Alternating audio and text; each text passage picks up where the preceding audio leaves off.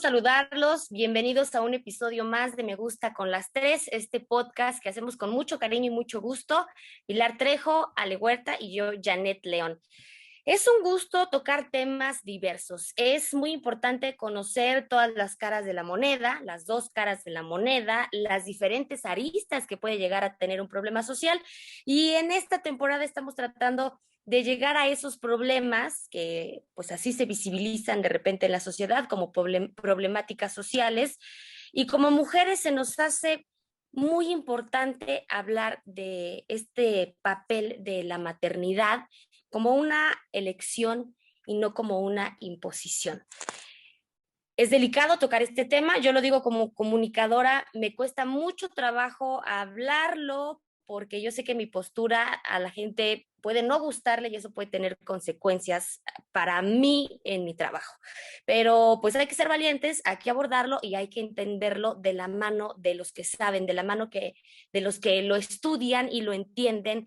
Y seguramente esta charla estará muy buena porque tenemos una súper invitada y en unos momentitos la vamos a presentar. Pero pues la saludo, amigas. Ale, ¿cómo ves? Hablábamos fuera de cámaras que nos cuesta trabajo el tema, aunque tenemos muy clara nuestra postura, hay muchas cosas detrás que pues no te permiten de repente pues hablarlo, decirlo. Así es, hola, yo soy Ale Huerta, hola Pili, hola Janet.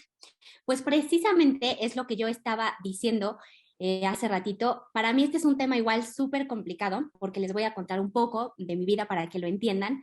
Desde chiquita fui a un colegio católico con papás súper católicos, todo católico. Entonces, a mí me educaron en eso. La verdad, así tal cual, el colegio era pecado, es pecado. O sea, tú no puedes hacer, pero muchas cosas. O sea, decir mentiras, irte con tu novio, bueno, una cantidad de cosas, todo es pecado. Entonces, obviamente, a mí el aborto era, o sea, pero bueno, ni me toques el tema, que no hay manera. O sea, y yo empecé a crecer, fui a una universidad que también era católica, pero ahí empecé a conocer a más gente que todo el mundo tenía otro punto de vista. Al principio me costó mucho trabajo. Cada vez que se hablaba de estos temas, hace cuenta que yo me sentía un sacerdote y después, poco a poco, empecé a abrir mi mente y hoy en día puedo decir que tengo otra visión totalmente diferente de este tema. Pero bueno, lo vamos platicando más adelante y ya que nos presente aquí Pili a nuestra invitada de honor. Pues muchísimas gracias. La verdad es que a mí se me hace como hablar de esto, es hablar de algo que mi mamá me habló a los 17 años, ¿no? Cuando yo tenía 17 años, estoy hablando de hace 22 años, el aborto estaba justamente en la mesa y creo que las mujeres, y eso es mi postura, hemos abortado desde tiempos ancestrales, ¿no? Sea legal, no sea legal, en peores condiciones, en mejores condiciones, estigmatizadas, no importa si ha sido despenalizado porque hay un estigma grande.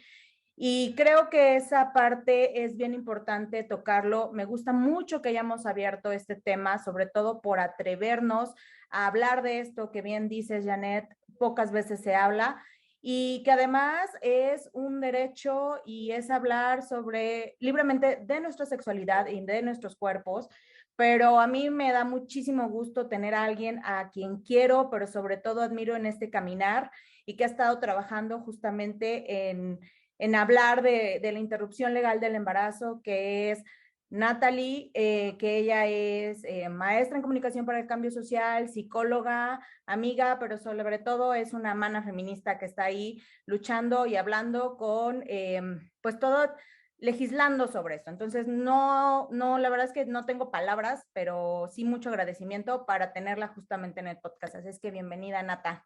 Ay, muchísimas gracias. Me da mucho gusto encontrarme con ustedes, me da mucho gusto que me inviten a este espacio y bueno, que abran este diálogo, diría yo diálogo, no discusión ni debate, creo que es un diálogo importante que hay que dar en muchos espacios. Siempre digo que un avance importante para despenalizar socialmente el tema precisamente tiene que ver con dejar de contemplarlo como un tema tabú y empezar a discutirlo con las amigas, en la mesa, con la familia, porque es un tema, como bien dice Pili, pues que ha atravesado nuestras historias, nuestras vidas durante mucho tiempo y es una de las cosas que hoy me gustaría platicar con ustedes. Entonces, pues que empiece el chat para ver cómo nos va. Nata, pues mira, yo creo que a estas alturas de la vida sigue siendo muy complicado el papel de las mujeres. Yo, por ejemplo, lo veo en muchos ámbitos, lo veo en el laboral, me ha ido muy mal en el ámbito laboral porque no está fácil para las mujeres. En el familiar, la inseguridad, la comunicación también, no hay espacio para las mujeres para comunicar, le creen más a los hombres, ¿por qué? ¿Quién sabe? Y abordar desde los medios de comunicación este tema es muy delicado, nadie se anima a decirlo, aunque tengan una postura clara. Los políticos lo saben, lo tienen claro, lo tienen decidido en lo personal, los conoces, de repente son amigos los legisladores y nadie se quiere aventar ese tiro porque saben que puede tener pues repercusiones a sus carreras políticas, a sus carreras como comunicadores. Y yo creo que no nada más somos nosotros, hay muchas personas que ya tienen su postura clara, pero no se atreven a decirlo porque ya alguien nos dijo desde tiempos ancestrales que no hay manera, decía Pili, de que esto suceda, que es un pecado, que es un asesinato, que... Entonces, ¿cómo empezar con este paso número cero, Nata? De hablarlo, de empezar a hablarlo, a lo mejor como lo que tú estás diciendo, a lo mejor con las amigas, a lo mejor que te avientes un podcast y lo digas, que lo avientes en una clase como académico, no sé, ¿cómo hacemos este primer paso? Porque sin diálogo, pues no vamos a llegar nunca a la Cámara y a legislar. Yo creo que una cosa importante a romper es la idea de que esto es una discusión solo de cierto ámbito, por ejemplo, el ámbito penal, el ámbito moral, el ámbito religioso. Y recordarnos que en la realidad la práctica del aborto es una práctica que cruza los cuerpos de las mujeres y personas gestantes más allá de las regulaciones legales. Incluso, fíjense, hay una académica muy renombrada en el tema jurídico, la doctora Olga Islas, que recuerda, tiene un artículo que se llama La evolución del aborto en México, y ella recuerda precisamente que el aborto, la sanción a nivel legislativo del aborto se instaura en un momento político, cultural determinado. De hecho, en 1871 es cuando data la primera regulación de aborto en México, y ella lo que recuerda precisamente con este artículo es que es algo que se inserta en un momento determinado y que atiende a una tradición política, cultural, económica de un momento histórico, y que antes no estaba regulado, y que antes no era algo que se discutía como un delito, y que antes no era algo que se discutía como un pecado, y que hoy en día en muchas culturas es un proceso natural. El aborto es tan natural como son los partos muchas veces, porque siempre tratamos de ubicar el aborto como un fenómeno que se induce, pero también hay abortos espontáneos, también hay abortos que ocurren sin inducirlos, hay abortos que ocurren porque el cuerpo de la persona o de la mujer que está gestando en ese momento no está listo, tiene afectaciones de salud, en fin, ¿no? ¿Cuántas historias conocemos de amigas que han perdido embarazos, por ejemplo, aún queriéndolos, ¿no? Aún cuidándose, ¿no? Y que cuando sentenciamos en sí mismo que el aborto es malo y que el aborto es pecado, nos estamos, digamos, pasando a traer, como dicen por ahí, a las que viven procesos de aborto que no son inducidos y que también sienten que está ocurriendo algo malo en su cuerpo, porque están expulsando algo que no deberían expulsar, ¿no? El aborto también es espontáneo, el aborto a veces es incluso una decisión de vida, ¿no? El aborto también a veces es una decisión tomada frente a circunstancias complejas, y a veces es una cosa que no se decide. Ay, qué tema tan importante. Ahorita que estabas platicando, quería preguntar una cosa, dije, no, primero pregunto otra y al ratito.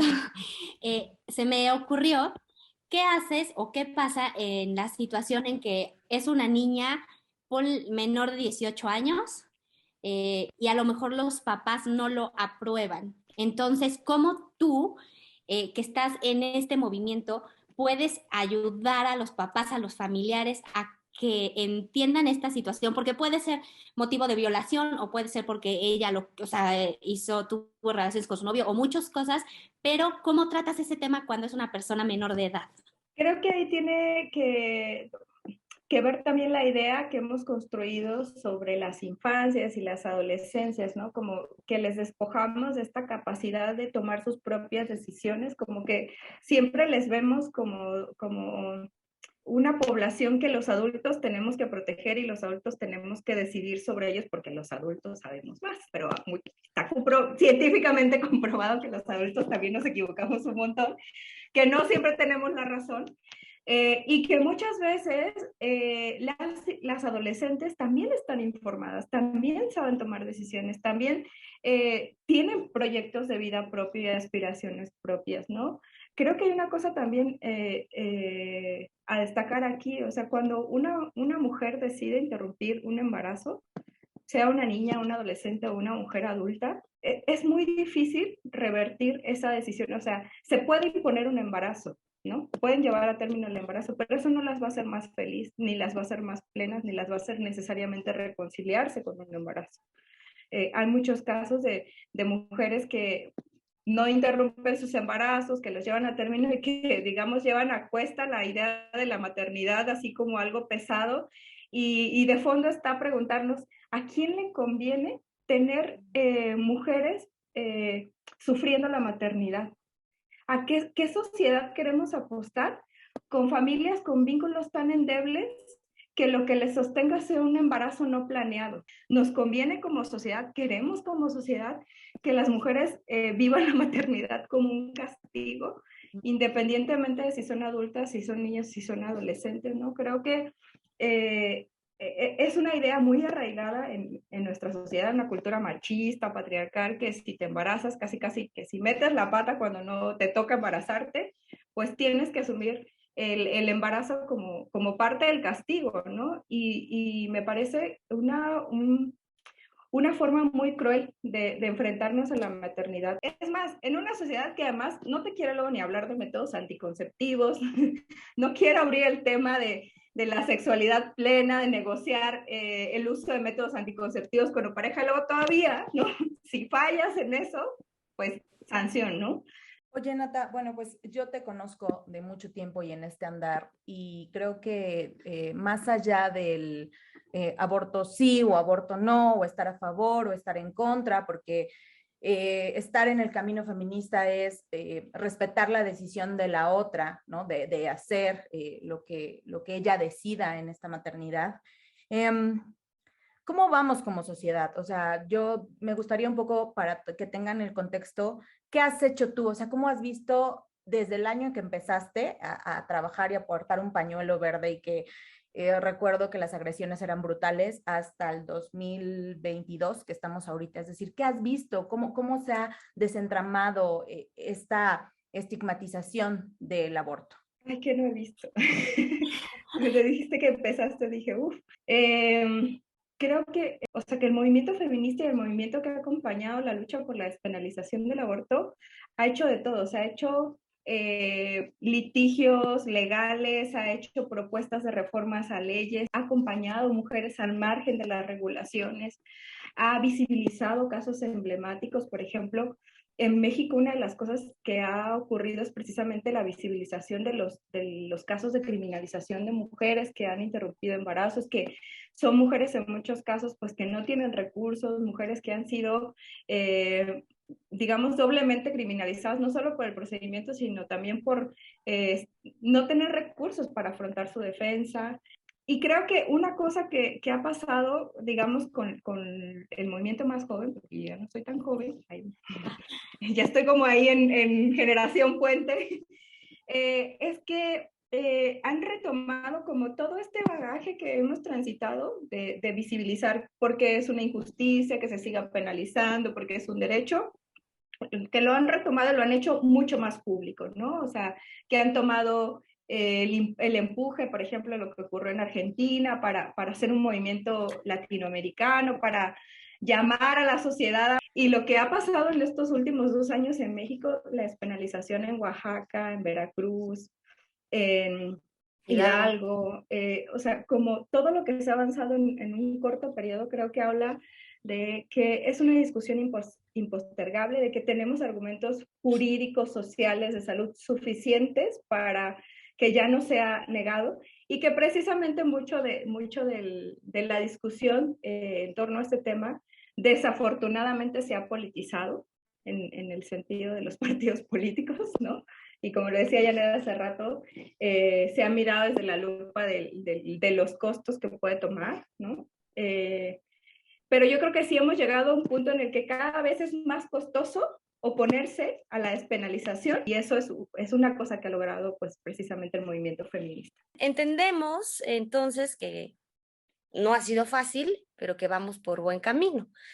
También yo quisiera que nos dijeras qué hay más allá. Ahorita nos queda claro a los que pues ahí nos enteramos, porque de repente la gente no se entera de muchas cosas que suceden, de muchas noticias, de que esto ya es tú dijiste, esto ya es impostergable, ¿no? De hecho, ya hay una resolución, no me sé los términos legales, si no ahí me corriges, Nata, pero ya la Suprema Corte de Justicia de la Nación pues ya dio un paso importante, es por eso que los congresos estatales están avanzando, porque tendrían que hacerlo casi que por obligación, pero en Puebla la tenemos difícil. Esa parte que es muy importante, la de tener ese marco legal, va a avanzar, se necesita presión, hay que hacerla, pero yo creo que ya hay un pronunciamiento muy importante del que se pueden agarrar todos para avanzar en este tema.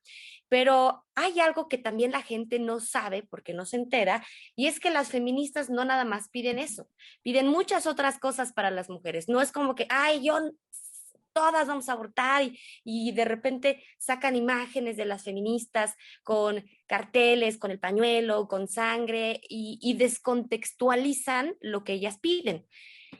¿De qué otra manera ustedes quieren ayudar a las mujeres para que logren esa independencia, para que se respeten sus derechos humanos y para que cuando estén en una circunstancia de decisión, pues sean fuertes y tengan otros caminos para elegir? Es curioso cómo le hace mucho ruido a los grupos más conservadores, pues a la sociedad más machista, más conservadora, y asocia directamente el feminismo con aborto, ¿no? Pero no asocia feminismo con erradicación de la violencia, con derecho al voto, con paridad, con paridad que además ha permitido que mujeres de distintas corrientes políticas lleguen a ocupar, incluso mujeres que no están a favor del feminismo, están ocupando espacios en la vida pública política en nuestro país, y eso es resultado precisamente de las pugnas y de las modificaciones que ha propuesto el movimiento feminista. Entonces, como que les escandalizan este tema en particular, pero no reparan en reconocer que también se ha trabajado en la prevención de la violencia, que se ha discutido sobre la tipificación del feminicidio, por ejemplo, que el feminicidio es un tema que el feminismo visibilizó, puso en la mesa de discusión, que ha acompañado, ¿no? La violencia contra las mujeres, pero también otras políticas públicas que tienen que ver con el acceso a nuestros derechos y con la necesidad de reducir las desigualdades que enfrentamos, ¿no? Por ejemplo, todas las políticas públicas de cuidados, ¿no? Todo el trabajo que se avanzó precisamente hablando de poner en el centro el reconocimiento a toda la labor de cuidados que hacen las mujeres, ¿no? Fíjense, hace un par de años, hubo una propuesta como de blindaje al tema de educación integral en la sexualidad que abanderaban algunos partidos conservadores a través de una iniciativa que se llama el PIN parental. Y lo que trataban de hacer es como poner un candado en las escuelas para que no se diera información en temas de educación integral en la sexualidad, ¿no? Sí, me acuerdo, sí. Claro. Entonces, imagínate, si no sabe pues nadie. ahí las que interpusieron amparos y estuvieron como diciendo, a ver, espérense, o sea, no puede ser que en este punto, además, ¿no? Les despojemos a las y los ciudadanos de su derecho a informarse, ¿no? Y informarse de manera científica, laica, actualizada, ¿no? El tema del acceso a métodos anticonceptivos, ¿no? El tema de que sean gratuitos, que estén en los servicios de salud pública, también ha sido una agenda del movimiento feminista de muchos años, y de hecho es como el pasito previo, ¿no? A garantizar también el acceso a la interrupción del embarazo, porque nos hemos dado cuenta que no es suficiente, ¿no? Y que no es suficiente porque no todas tenemos acceso a la información, porque muchas vivimos en situaciones de violencia, por las razones que sean. A día de hoy los métodos anticonceptivos o el acceso a métodos anticonceptivos de manera universal, que así lo anuncia la ley, no es suficiente, ¿no? Entonces, tenemos que ir dando estos otros pasos y creo que es un buen momento y me parece súper pertinente la pregunta de decir, en este momento está esto en la agenda porque es lo que no ha avanzado, pero hemos dado muchos pasos y hemos dado muchas batallas para hablar de otras problemáticas. Y otra pregunta que yo tenía es, bueno, hago el comentario porque viene al caso. Mi novio es inglés. Estábamos nosotros platicando de este tema y él se voltea y me dice, a ver, espérame, ¿cómo? ¿No es legal el aborto en México? Y yo, no, y es que en Puebla y tal, tal. No, es que no lo puedo creer. O sea, estábamos platicando de una persona que él conoce en el que tuvo un aborto. Me lo contó tan casual, o sea, como si fue a comprar pan y regresó. Y yo así, pero ¿cómo? Entonces me empezó a explicar cómo en su país es completamente diferente y yo me quedé pensando, si yo quisiera hacer un aborto el día de hoy, ¿cómo sé que donde me lo voy a hacer es un lugar en donde va a estar saludable, o sea, limpio, sanitizado, donde el doctor es alguien que no me va a dañar y que me lo está haciendo porque es legal simplemente y porque me lo quiero hacer bien? Y también digo, pobre de estas personas que no tienen tanto acceso a esto y dices, pues voy con el primero que me encuentro y que me lo haga, precisamente por todas estas cosas que no hay acceso, que no hay información. ¿Cómo tú te puedes informar para saber dónde hacerlo? Fíjate que justo una de las cosas que apuesta la despenalización es precisamente a abrir el panorama de información y hacerlo más claro. O sea, la realidad es que a día de hoy las mujeres abortan y las personas gestantes abortan por, digamos, pese a la ley, pese a la moralidad, pese a si se van a ir al infierno o a donde quieran, ¿no? O sea, cuando alguien decide abortar, lo hace y busca, googlea, bueno, yo luego me da risa porque hay como esta idea de que como que la información sobre aborto es siempre muy clandestina, pero por ejemplo, la Organización Mundial de la Salud publica su protocolo de aborto seguro, o sea, publica cómo te tomas las pastillas para interrumpir el embarazo, es pública porque es un protocolo, pues, de acceso a los servicios de salud, ¿no? Entonces, tendrías ahí que ver el protocolo de aborto seguro de la Organización Mundial de la Salud y te sale, ¿no? Y te explican los procedimientos médicos y técnicamente, digamos, hoy en día tenemos mucha desinformación, sí, también hay mucha gente vendiendo medicamentos, simulando que te ayuda con el aborto, cobrándote dinerales para acceder a una interrupción, cuando depende de las semanas de gestación, puedes tomar un medicamento, puedes acceder a cierto procedimiento que de ninguna manera pone en riesgo tu vida y que puede ser pues un procedimiento seguro, ¿no? Creo que hay una cosa importante en todo este contexto de tema de aborto. El aborto clandestino no necesariamente es un aborto inseguro y eso lo hemos aprendido a lo largo de la vida y de las historias de las mujeres. O sea, hemos visto mujeres que interrumpen embarazos en abortos clandestinos que les cobran 10,000, 15,000 pesos y son completamente seguros porque se los hacen en un hospital de renombre sin que nadie se entere, ¿no? O son amorosos, entonces, ¿no? O sea, bueno, pues, o también son abortos amorosos, ¿no? Con las compas feministas, que hay toda una protección, que hay desde que terminas el aborto y te apapachan con un baño de tina hermoso, o sea, claro que hay, ¿no? O sea, no quiere decir que el que sea clandestino es peligroso. Y lo otro es que las parteras y en muchas comunidades ha habido, uso de muchas hierbas y prácticas que ellas han, pues, preservado a lo largo de las historias de sus comunidades como herramientas para ayudar a las mujeres en estos momentos. A lo mejor no lo llaman necesariamente aborto. Ellos decían, pues es que nosotras ayudamos a las mujeres a que les baje, ¿no? Y eso, pues sí, o sea, les ayudan a abortar, ¿no? En su cosmovisión es que les bajen, ¿no? En fin, o sea, diría yo, hoy en día, como si les asusta mucho, hay un montón de redes de acompañantes de mujeres que quieren interrumpir embarazos en internet, busquen grupos feministas. Hay un protocolo que tiene el Centro Nacional de Equidad de Género que se llama Lineamientos para el Aborto Seguro y ahí dice también cuáles son los procedimientos seguros por si vas a un médico y te cuenta un choro, ahí puedes contrastar, ¿no? Puedes ir a la Ciudad de México también a interrumpir un embarazo de manera segura en las clínicas públicas, pero también en las clínicas privadas. Y sobre todo les diría, pues eso, que traten de contrastar información, porque a veces también se confía demasiado en médicos que no necesariamente tienen la información actualizada. Hay muchos médicos que se quedaron pues con los procedimientos de hace muchos, muchos años y no se han actualizado. Y hoy en día, por ejemplo, pues eso, hay medicamentos, hay otro tipo de insumos técnicos que lo hacen mucho más ligero. Ojalá podamos algún día permitir que esta información sea para todas de manera equilibrada e igualitaria, ¿no? Eso es lo que hace la despenalización. Justo cuando se habla del aborto, casi siempre, más bien, la insignia feminista es seguro, bueno, legal, seguro y gratuito. En los foros en los que he estado y me han invitado es como, pues ya lo quieren todo, ¿no? O sea, es decir, ¿por qué tiene que estar estos tres pilares? O sea, ¿por qué tiene que ser legal? ¿Por qué tiene que ser seguro?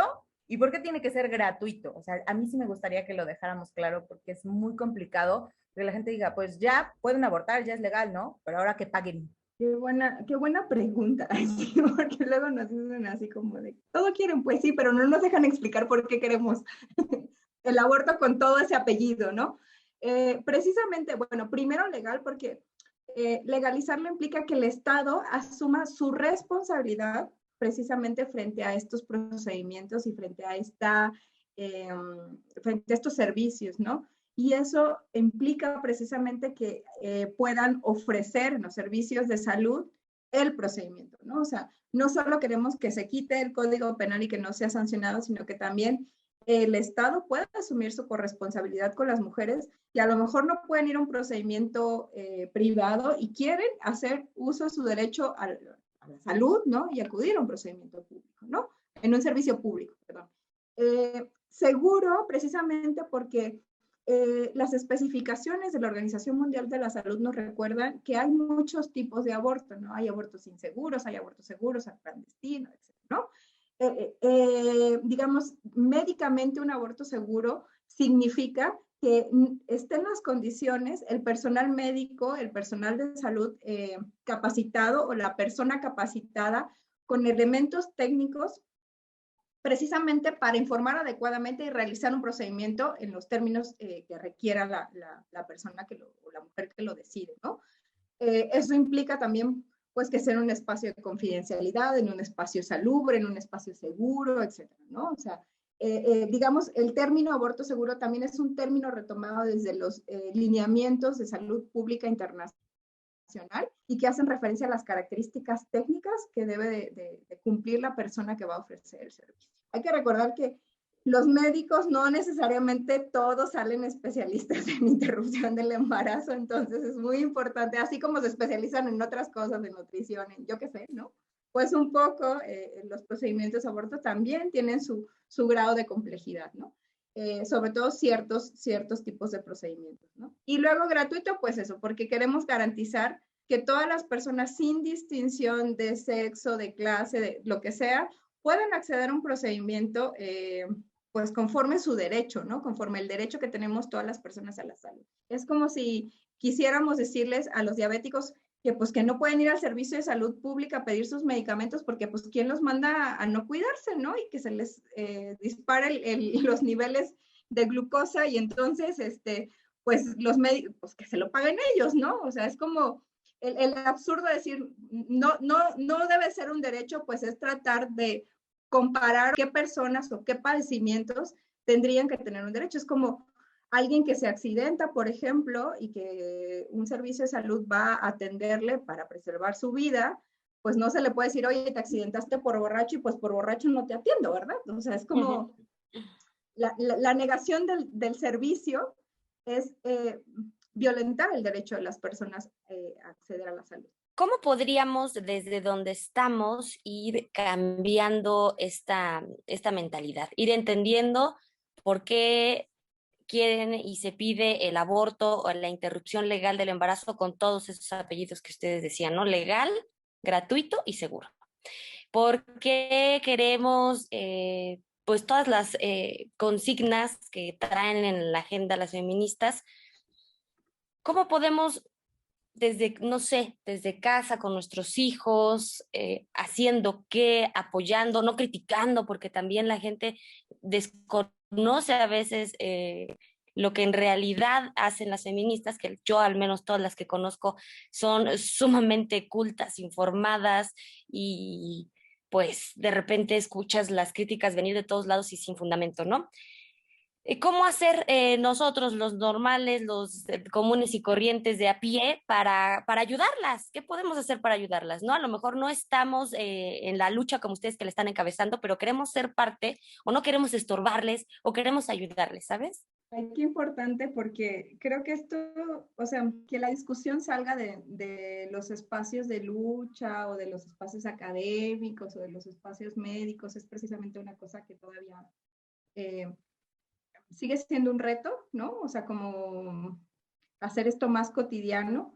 Eh, y yo creo que una cosa importante es recordarnos que muchas veces la criminalización legal, digamos, abona al estigma social de que las mujeres no puedan hablar de esto e incluso personas cercanas. O sea, creo que hay que recordarnos que muchas mujeres que pueden estar al lado de nosotros pueden estar viviendo en silencio el procedimiento por miedo al estigma social, por miedo a ser juzgadas, y que muchas veces en realidad esta decisión se toma con una profunda reflexión del impacto que va a tener esta decisión en tu vida.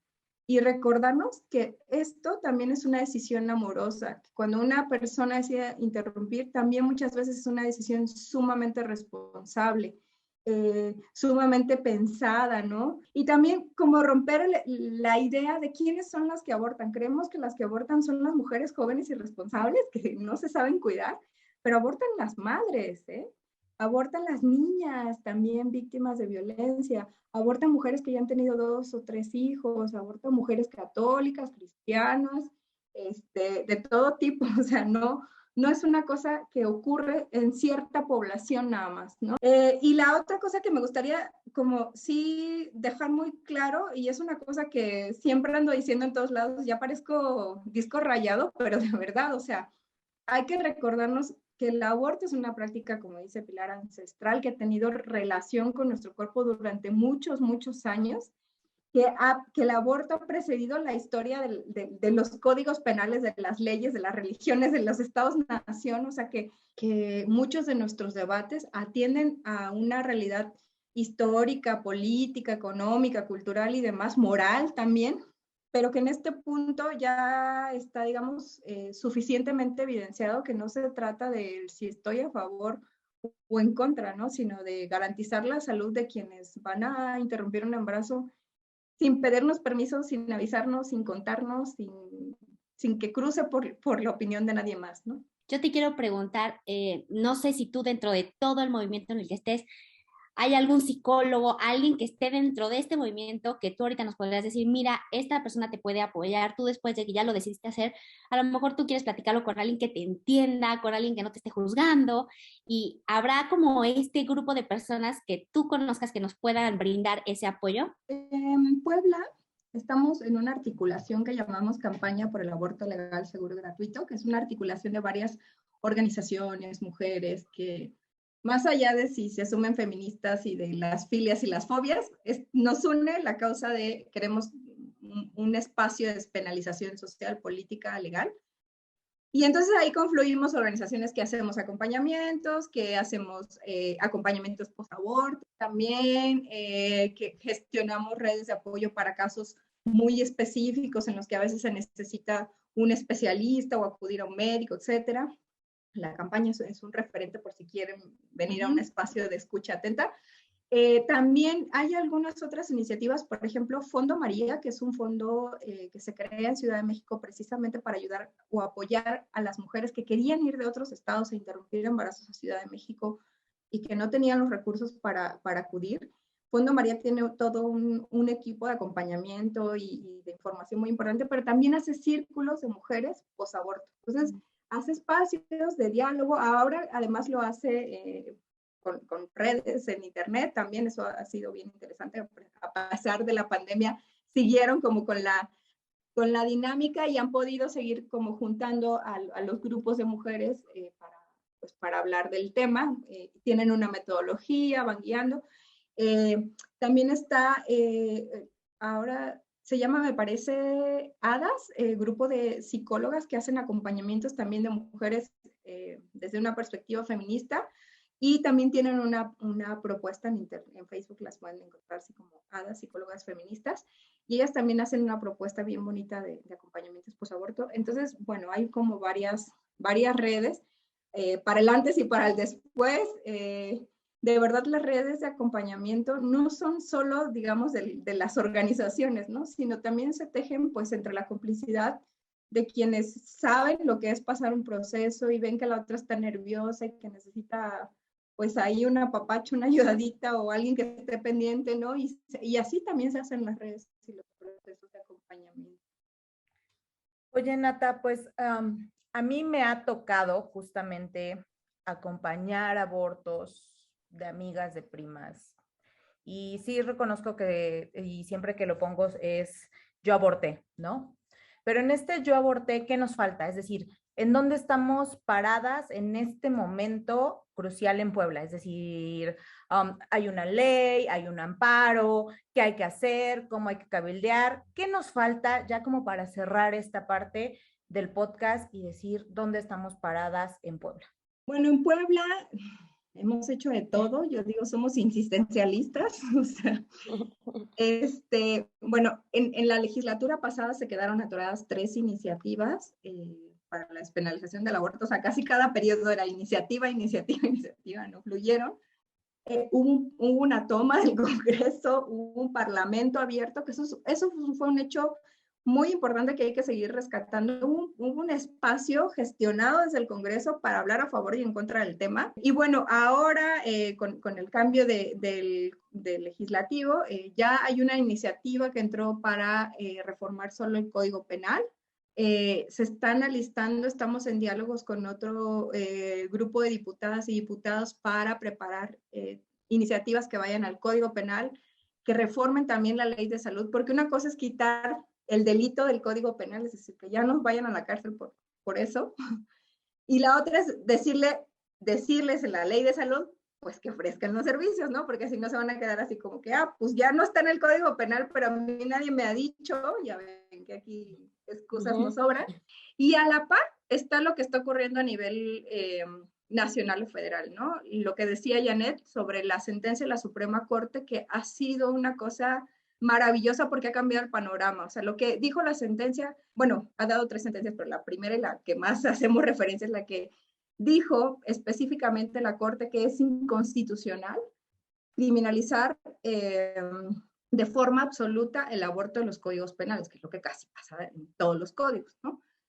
Entonces, y que bueno, y que tendrían que quedar sin efectos esos artículos. Estamos un poco a la espera de que el Congreso termine acatando lo que dijo la Suprema Corte, porque digamos la Suprema Corte no obliga a los congresos, solo les dice, oigan, ya su código pues no va a servir, ¿no? O sea, cámbienlo, y pues los otros cuando se den tiempo lo van a cambiar, ¿no? Y la otra es que recientemente algunas organizaciones de Puebla, incluidas la organización que coordino, que es CAFIS, con el Grupo de Información de Reproducción Elegida y el Observatorio de Derechos Sexuales y Reproductivos, emprendimos un amparo en contra del Código Penal. Nos estamos haciendo un proceso federal para que pues logremos, si se puede, ganar una sentencia y que le llegue otro sablazo al Congreso y les digan, chavos, chavas, sus códigos que siguen criminalizando no sirven, ya les ganaron también en este amparo, así que va para atrás, ¿no? Oye, Nata, pues ya que tomaste que es de CAFIS y todo, pues para terminar el podcast, le tenemos un giveaway con un curso de feminismos, así es que ya te comprometemos. ¿Te parece bien que en la dinámica se empiecen a poner las gafas moradas con un curso, una inscripción gratuita a uno de los cursos que das en esta organización? Sí, les vamos a regalar pues es una inscripción al curso de feminismos, historia, teoría y práctica. Es un curso que tenemos en nuestra plataforma en línea. Hay varias lecciones ahí como de dónde tomar para tener como un bagaje amplio de desde dónde hablamos las feministas o por qué usamos tantos conceptos raros. Entonces, espero que lo disfruten mucho. Es un curso que además tiene profesoras y profesores invitados a las lecciones. Y que bueno, también tiene ejercicios de reflexión. Yo quiero, oigan. Suena muy bien, yo creo que nos va a hacer falta a muchos y a muchas de acercarnos cuando menos a los principios, a lo básico para entender pues ya la realidad, ¿no? Ya estamos viviendo en otros tiempos y hay que caminar con los mismos pues para ser justos con todos. Natalie, gracias. De verdad, sabemos que estás muy ocupada y en estas fechas, pues todavía más, pero muchas gracias por estar con nosotros. Muchísimas gracias por el espacio y bueno, encantada siempre de poder escucharlas, colaborar. Ya me he echado los otros podcasts, yo siempre soy ya ando luego participando para ganarme también los otros regalos. Yes. Ay, muchas gracias, Natalie. Gracias también a todos los que nos escuchan y a los que nos ven por YouTube y por Facebook. Síganos en nuestras redes sociales, a Pili, a Janet, a mí, a Me Gusta con las Tres y también a Natalie para que se sigan enterando de todos estos temas y nos escuchamos en la próxima semana.